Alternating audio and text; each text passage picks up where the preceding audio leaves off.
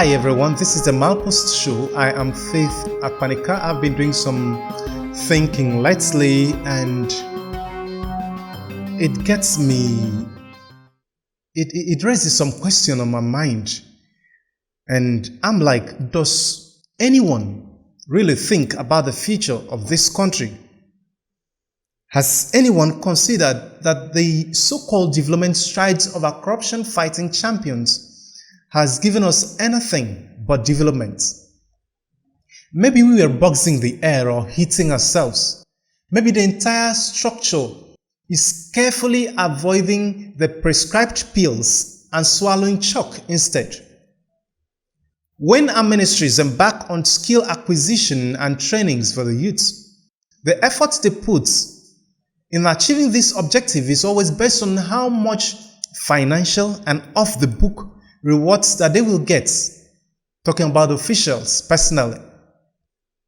In the same negative energy, the officials will suppress any form of training from NGOs, private bodies, organizations, any form of activity that does not send direct funds to their personal pockets.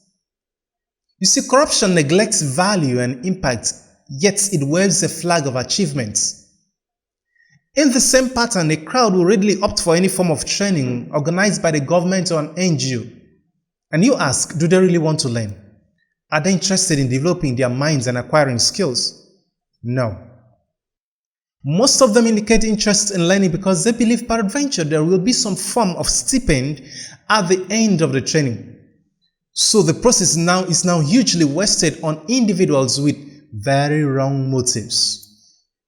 And corruption is despising learning and yet stopping others from learning.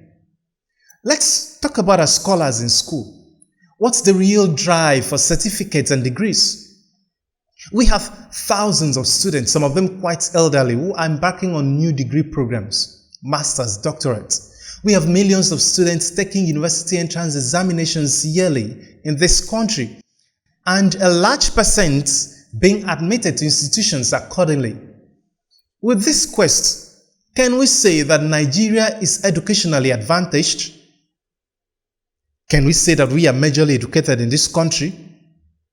You know as well as I do that the drive for education here isn't to be educated, but to get degrees for employment, promotion at work, and of course political positions.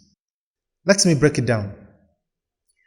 If civil service workers' promotion and financial benefits were based on skills rather than certificates, we wouldn't have workers trying to further their education. And if youths had access to jobs and businesses based on their inclinations, soft skills, and ideas, there would be no queue at the Joint Admission and Matriculation Board. Did you get it? Lots of people have no genuine interest in being educated. They have no interest in learning knowledge and skills. They are not interested in personal development and training of the mind. They are chiefly seeking for power, financial power, and political power. So education here becomes, not education. Acquiring certificates by any means seems to be the solution.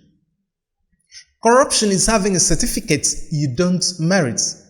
This is why our professors and doctors will prefer to fight dirty for political power and to control wealth instead of training minds at appropriate institutions.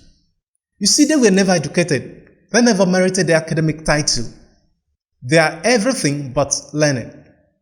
They just got certificates. Corruption.